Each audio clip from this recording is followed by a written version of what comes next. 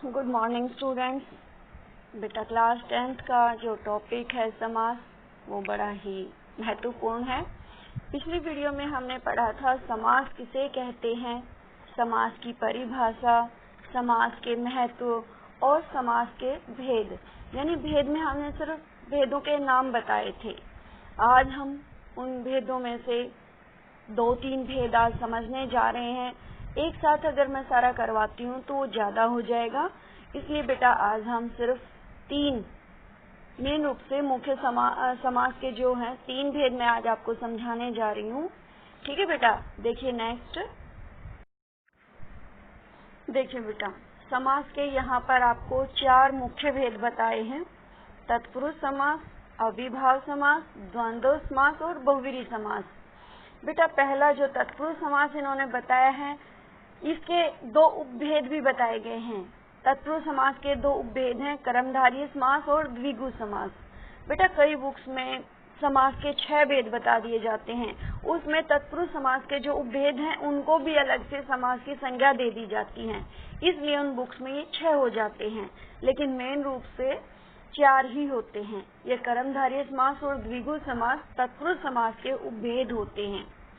देखो बेटा, इनके नीचे ही दिखाया गया है कि तत्पुरुष समास में उत्तर पद प्रधान होता है, अविभाव समास में पूर्व पद, द्वंद्व समास में दोनों पद प्रधान और बहुव्रीहि समास में अन्य पद प्रधान। बेटा जैसे मैंने पिछली वीडियो में बताया था कि समस्त पद का जब विग्रह, समस्त पद में 2 पद होते हैं, एक पूर्व पद एक उत्तर पद। पूर्व पद यानी पहले का जो भाग होता है वो पूर्व पद होता है शब्द का, और जो बाद का होता है उसे हम उत्तर पद कहते हैं। ठीक है बेटा, इसमें आज हम पढ़ेंगे तत्पुरुष समास और उसके 2 उपभेद। तो तत्पुरुष समास किसे कहते हैं, देखिए परिभाषा। इसमें पूर्व पद गौण या अप्रधान और उत्तर पद प्रधान होता है। उत्तर पद मतलब दूसरा पद प्रधान होता है। देखो बेटा, इसमें एग्जाम्पल समझेंगे। पाठशाला, पाठशाला यानी पाठ के लिए शाला। यहाँ पर जो शाला है वो प्रधान पद है, यानी कि मुख्य रूप से शाला मतलब उस घर के लिए कहा गया है जहाँ पर हम पढ़ते हैं। तो पाठशाला तो प्रधान हो गया यहाँ पर शाला। ठीक है बेटा, और जो पाठ है वो गौण हो गया। अब बेटा आपको तत्पुरुष समास समझने से पहले कारक और उनके चिन्ह, इन चिन्हों को ही हम कहते हैं विभक्तियां और परसर्ग, उनका हमें पता होना चाहिए। बेटा जैसे कि कर्ता ने कर्म को करण से, संप्रदान के लिए अपादान से अलग, संबंध का के की, अधिकरण में पर, जो मैं कारक के चिन्हों की विभक्तियां, कारक के जो चिन्ह बता रही हूँ, ये समस्त पद का विग्रह करने के लिए प्रयोग किए जाएंगे। और जिन समस्त पदों में जिन चिन्हों का प्रयोग किया जाता है वो तत्पुरुष समास के उसी भेद के अंतर्गत आएंगे। देखो बेटा, कारक 8 होते हैं, लेकिन तत्पुरुष समास में 8 कारक प्रयोग नहीं होते, उसमें पहला कर्ता और लास्ट संबोधन नहीं होंगे। ठीक है बेटा, तो इसमें आएगा कर्म तत्पुरुष समास, कर्म, करण, संप्रदान, अपादान, संबंध और अधिकरण। ठीक है बेटा, तो फर्स्ट है आपका कर्म। अब बेटा कर्म तत्पुरुष समास क्या होगा, कर्म का जो चिन्ह है वो क्या होगा, को। कर्ता ने कर्म को हो गया, तो यश प्राप्त, यश को प्राप्त। जब हम समस्त पद का विग्रह करते हैं तो उसमें जो चिन्ह आएगा वो को आएगा। शरणागत, शरण को आगत, स्वर्गगत, स्वर्ग को गत। अब बेटा करण कारक का जो चिन्ह होता है वो होता है से। तो यहाँ पर करण तत्पुरुष में क्या हुआ, गुण युक्त, गुण से युक्त। यहाँ देखते बेटा गुण युक्त समस्त पद है, जो मैंने पहली वीडियो में आपको बताया था कि समस्त पद क्या होता है, समास विग्रह क्या होता है। तो गुण युक्त यहाँ पर समस्त पद है। जब इसका विग्रह करते हैं अर्थात इसके टुकड़े करते हैं तो इसमें गुण से युक्त, यहाँ पर से का प्रयोग हुआ है। अगर आपको गुण युक्त दे दिया जाए, कहा जाए इसको, इसका विग्रह करके समास का नाम बताइए, तो बेटा आप गुण से युक्त विग्रह करके करण तत्पुरुष समास बताएंगे। ठीक है बेटा। नेक्स्ट है बेटा संप्रदान तत्पुरुष समास। अब बेटा संप्रदान कारक का चिन्ह होता है के लिए। आपको दे दिया गया युद्ध भूमि, इसका विग्रह करेंगे युद्ध के लिए भूमि। विद्यालय, विद्या के लिए आलय। पाठशाला, पाठ के लिए शाला। डाक गाड़ी, डाक के लिए गाड़ी।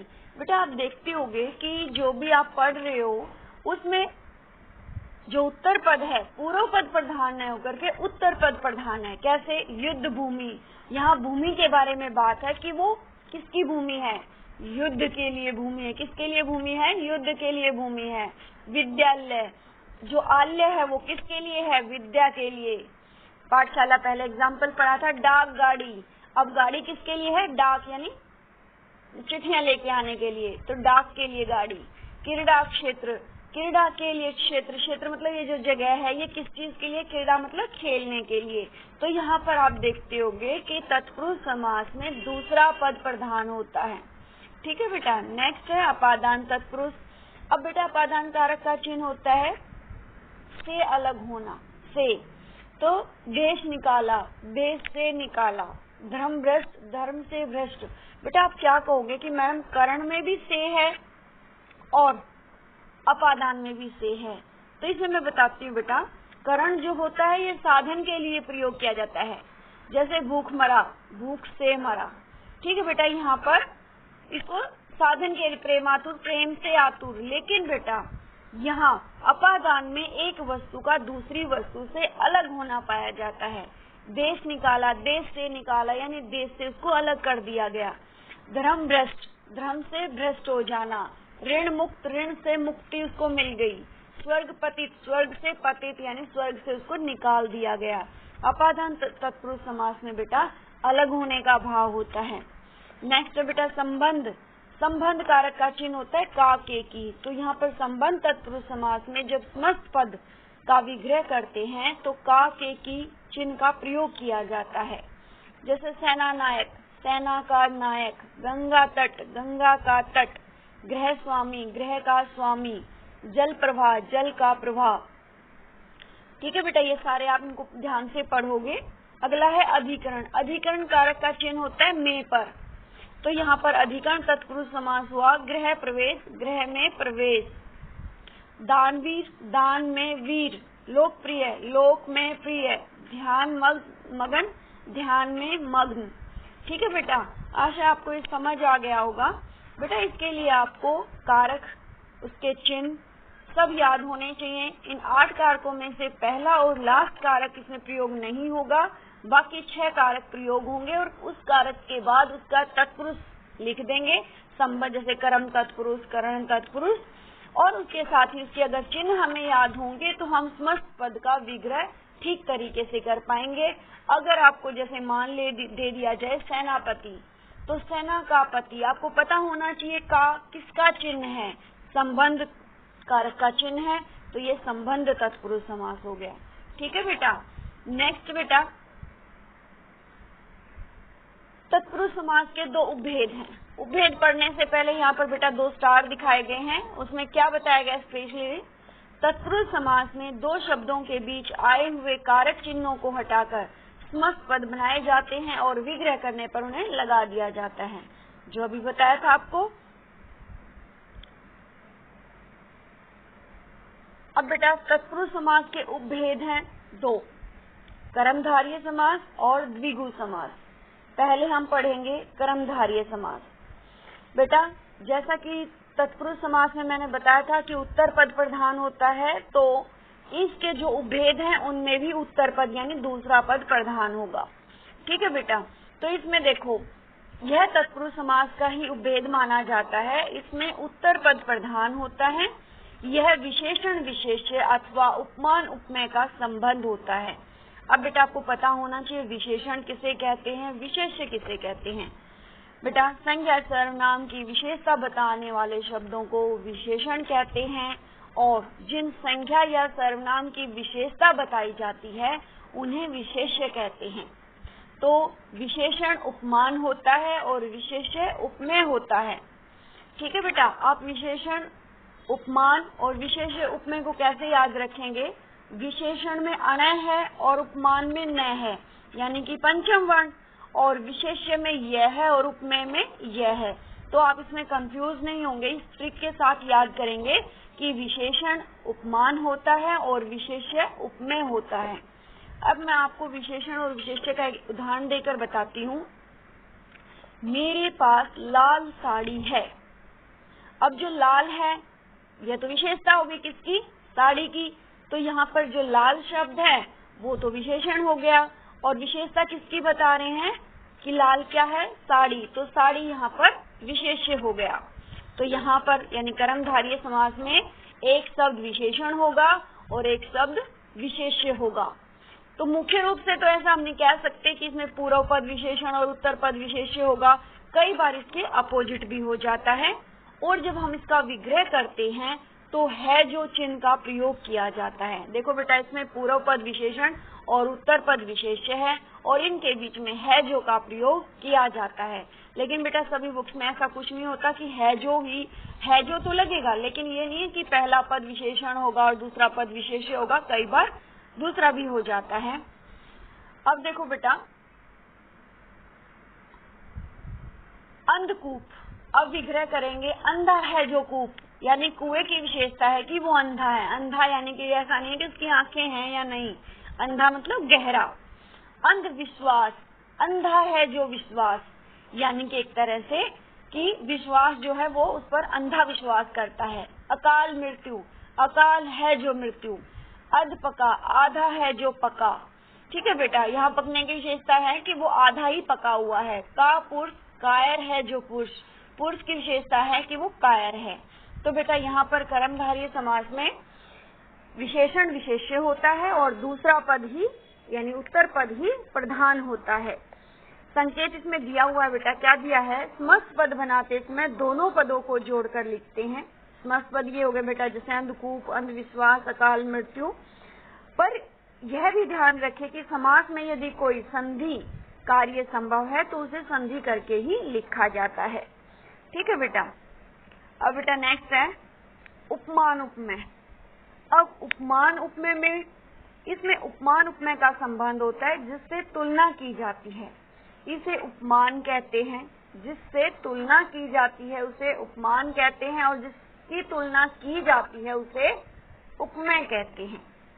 इसमें प्राय उपमान पूर्व पद के रूप में पाया जाता है और उपमेय उत्तर पद के रूप में। ऐसी स्थिति में विग्रह करते समय उपमान और उपमेय के बीच में जैसे तथा के समान का प्रयोग किया जाता है। जैसे घनश्याम, घन के समान श्याम। कभी कभी उपमेय का प्रयोग पहले होता है, ऐसे में उपमेय और उपमान के बीच में रूपी पद का प्रयोग होता है। देखो बेटा नीचे दिया है कनक लता, कनक रूपी लता, यानी कि जो लता है उसकी विशेषता बताई गई है, वो कनक जैसी है यानी सोने जैसी है। कमल नयन, यानी आंखों की विशेषता है कि वो कमल के समान है। मृग नयन, मृग जैसे नयन, मृग रूपी नयन या मृग जैसे नयन। चरण कमल, चरण के समान, कमल के समान चरण, यानी चरणों की विशेषता है कि वो कमल के समान है। देखो बेटा यहाँ पर चरण कमल, यहाँ पर मैंने बताया समस्त पद में जो चरण है वो पहले दिया गया है जो विशेष्य है और कमल जो है विशेषण है, यानी कि कमल के साथ इसकी तुलना की गई है कि कमल के समान चरण। ठीक है बेटा, यहाँ पर उपमान उपमेय में तुलना की तरह तुलना का भाव होता है, लेकिन कई बार विशेषण विशेष्य में पूछ लेते हैं जो मैंने अभी बताया था। उपमान उपमेय यानी उपमेय जिसकी विशेषता बताई जाती है, उपमान जिससे उसकी तुलना या समानता दिखाई जाती है। ठीक है बेटा, जैसे लास्ट है मृग लोचन, मृग जैसे लोचन। लोचन मतलब आंखें, यानी कि जो आंखें हैं वो मृग, जैसे मृग की आंखें हम सुंदर मानते हैं ना बेटा, तो यहाँ पर आंखों की विशेषता है कि उसकी आंखें हैं जो है वो मृग जैसी हैं। ठीक है बेटा। नेक्स्ट है आपका द्विगु समास। द्विगु समास यह भी तत्पुरुष का ही उपभेद है।